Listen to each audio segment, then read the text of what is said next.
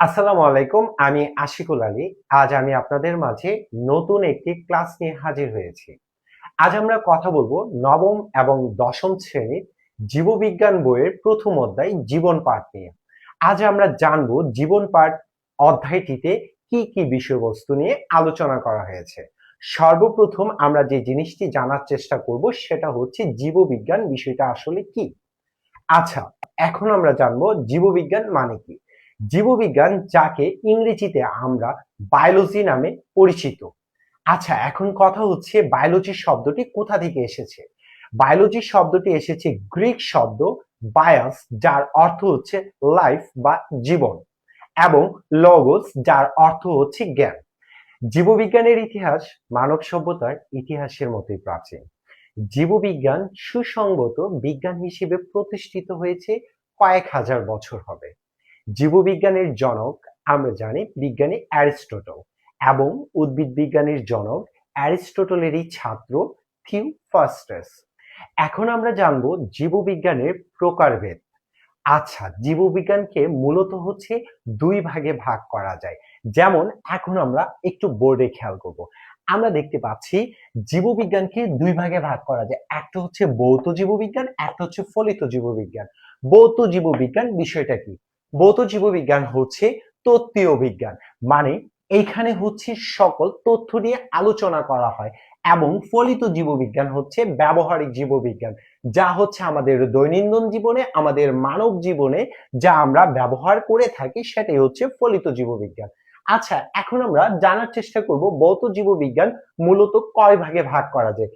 ভৌত জীববিজ্ঞানকে মূলত 11টি ভাগে ভাগ করা হয়েছে। আমরা প্রথম ভাগটি দেখতে পাচ্ছি, সেটা হচ্ছে মরফোলজি বা অঙ্গসংস্থান। মরফোলজি বা অঙ্গসংস্থান বলতে আমরা বুঝি জীবের দৈহিক গঠন সম্পর্কে যে স্তরে আলোচনা করা হয়েছে সেটাই হচ্ছে মরফোলজি বা অঙ্গসংস্থান। আচ্ছা, এবার আমরা দ্বিতীয় ভাগটি দেখব। দ্বিতীয় ভাগটি হচ্ছে ট্যাক্সোনমি বা শ্রেণীবিন্যাসবিদ্যা। ট্যাক্সোনমি বা শ্রেণীবিন্যাসবিদ্যা বলতে আমরা কি বুঝি? ট্যাক্সোনমি বা শ্রেণীবিন্যাসবিদ্যা হচ্ছে জীবের শ্রেণীবিন্যাস সম্পর্কে যে স্তরে এবং এর রীতিনীতি সম্পর্কে আলোচনা করা হয়েছে সেটি হচ্ছে ট্যাক্সোনমি বা শ্রেণীবিন্যাসবিদ্যা। আচ্ছা, এরপরে আমরা তৃতীয় ভাগে কি দেখতে পাচ্ছি? আমরা তৃতীয় ভাগে দেখতে পাচ্ছি ফিজিওলজি বা শারীরবিদ্যা। ফিজিওলজি বা শারীরবিদ্যা হচ্ছে জীবের শ্বসন রেচন সম্পর্কে যে স্তরে আলোচনা করা হয় সেটি হচ্ছে ফিজিওলজি বা শারীরবিদ্যা। আচ্ছা, এরপরে আমরা কি দেখতে পাচ্ছি? আমরা দেখতে পাচ্ছি হিস্টিওলজি। হিস্টিওলজি হচ্ছে 4 নম্বর ভাগ। হিস্টিওলজিতে মূলত হচ্ছে জীবের টিস্যু সম্পর্কে, টিস্যুর গঠন সম্পর্কে আলোচনা করা হয়। এখন আমরা পঞ্চম ভাগ নিয়ে কথা বলবো। পঞ্চম ভাগে আমরা দেখতে পাচ্ছি এমব্রায়োলজি বা ভ্রূণবিদ্যা। ভ্রূণবিদ্যা মানে কি? ভ্রূণবিদ্যা মানে হচ্ছে যে স্তরে জীববিজ্ঞানে ভ্রূণের প্রস্ফুটিত এবং হচ্ছে বিকাশ সম্পর্কে আলোচনা করা হয় তাই হচ্ছে এমব্রায়োলজি বা ভ্রূণবিদ্যা। এখন আমরা ষষ্ঠ ভাগ নিয়ে কথা বলবো। ষষ্ঠ ভাগে বলা হচ্ছে সাইটোলজি বা কোষবিদ্যা, যেখানে হচ্ছে জীবের দেহের গঠন ও একক সম্পর্কে আলোচনা করা হয় তাই হচ্ছে কোষবিদ্যা। এখন আমরা কথা বলবো জীবের সপ্তম ভাগ নিয়ে। সপ্তম ভাগে আমরা কি দেখতে পাচ্ছি? জেনেটিক্স বা বংশগতিবিদ্যা, যেখানে জীবের বংশগতি নিয়ে আলোচনা করা হয় সেটি হচ্ছে বংশগতিবিদ্যা। এখন আমরা দেখতে পাচ্ছি জীবের অষ্টম ভাগ। অষ্টম ভাগে বলা হচ্ছে ইভলিউশন বা বিবর্তন বিদ্যা। বিবর্তন বিদ্যা মানে আমরা কি বুঝি? বিবর্তন বিদ্যা মানে হচ্ছে জীবের বিকাশ এবং বিবর্তনের যে ইতিহাস সেই সম্পর্কে যে স্তরে আলোচনা করা হয় তাই হচ্ছে বিবর্তন বিদ্যা। এখন আমরা কথা বলবো জীবের নবম ভাগ। নবম ভাগ হচ্ছে ইকোলজি বা হচ্ছে বাস্তুবিদ্যা। জীবের সাথে প্রকৃতির বা পরিবেশের যে আন্তঃসম্পর্কীয় স্থান গড়ে ওঠে, যে স্তর নিয়ে কথা বলা হয় তাই হচ্ছে বাস্তুবিদ্যা বা ইকোলজি। এখন আমরা দশম ভাগ বা ইন্ডোক্রাইনোলজি সেই বিষয় নিয়ে কথা বলবো। ইন্ডোক্রাইনোলজি সেই বিষয়টা কি? সেটা হচ্ছে হরমোন। জীবের হরমোন সম্পর্কে জীববিজ্ঞানের এই স্তরে কথা বলা হয়েছে তাই হচ্ছে ইন্ডোক্রাইনোলজি বিদ্যা।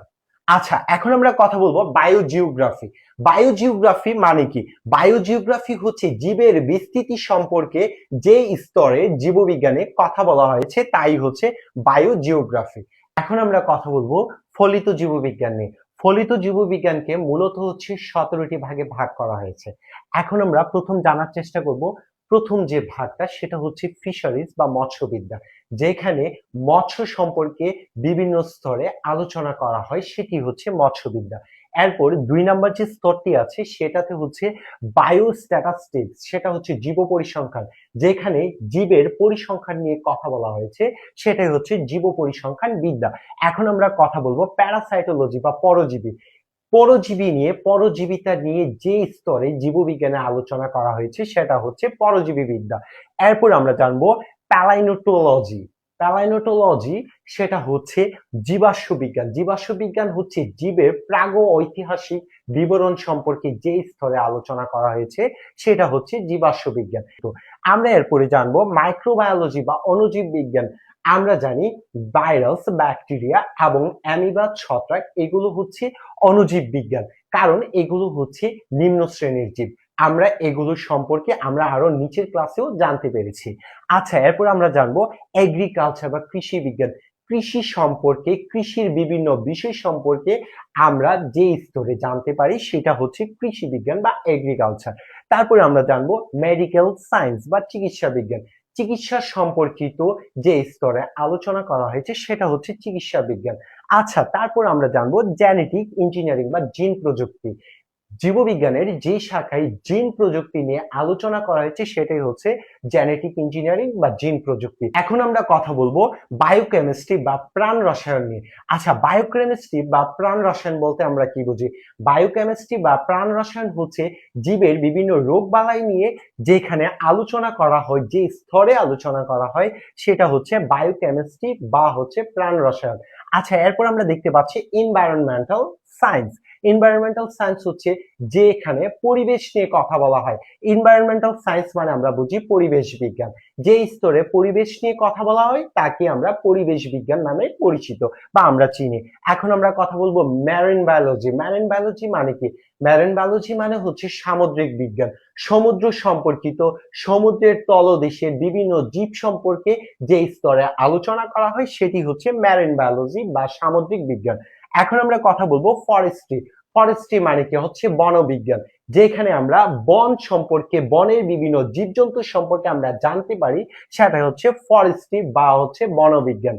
এখন আমরা কথা বলবো বায়োটেকনোলজি নিয়ে। বায়োটেকনোলজি হচ্ছে জীব প্রযুক্তি, যেখানে মানব এবং হচ্ছে পরিবেশের সাথে জীবের প্রযুক্তিগত ব্যবহার নিয়ে কথা বলা হয়েছে, সেটা হচ্ছে বায়োটেকনোলজি বা জীব প্রযুক্তি। এরপর আমরা কথা বলবো ফার্মাসি। ফার্মাসি হচ্ছে ওষুধ শিল্প নিয়ে যে স্তরে বিজ্ঞানে কথা বলা হয়েছে সেটি হচ্ছে ফার্মাসি। তারপর এখন আমরা কথা বলবো ওয়াইল্ড লাইফ নিয়ে। ওয়াইল্ড লাইফ হচ্ছে বন্যপ্রাণী বিদ্যা। বন্যপ্রাণী বিদ্যা হচ্ছে বন্যের বিভিন্ন প্রাণী এবং তাদের জীবন সম্পর্কে জীববিজ্ঞানের যে স্তরে আলোচনা করা হয়েছে তাই হচ্ছে ওয়াইল্ড লাইফ বা বন্যপ্রাণী বিদ্যা। এরপর আমরা কথা বলবো বায়ো ইনফরমেটিক্স। বায়ো ইনফরমেটিক্স কে মূলত আমরা জানি ক্যান্সার বিশ্লেষণ বিষয়ক বিদ্যা হিসেবে। এইখানে হচ্ছে জীববিজ্ঞানের সেই স্তরে আলোচনা করা হয় যে স্তরে ক্যান্সার বিষয় নিয়ে অনেকভাবে বিস্তারিতভাবে আমরা বিভিন্ন তথ্য পেয়ে জানতে পারি। ঠিক আছে? আচ্ছা, এখন আমরা জানতে পেরেছি ভৌত জীববিজ্ঞান সম্পর্কে, আমরা জানতে পেরেছি ফলিত জীববিজ্ঞান সম্পর্কে। আচ্ছা, আমরা নেক্সট ক্লাসে শ্রেণীবিন্যাস বিদ্যা সম্পর্কে আমরা আলোচনা করব। আমি আশা করি আজকে তোমরা ভৌত বিজ্ঞান এবং হচ্ছে ফলিত বিজ্ঞানের বিভিন্ন শাখা প্রশাখা নিয়ে বিস্তারিত বুঝতে পেরেছো। ইনশাল্লাহ আমরা নেক্সট ক্লাসে আবার কথা হবে। সবাই ভালো থাকবেন। আল্লাহ হাফেজ।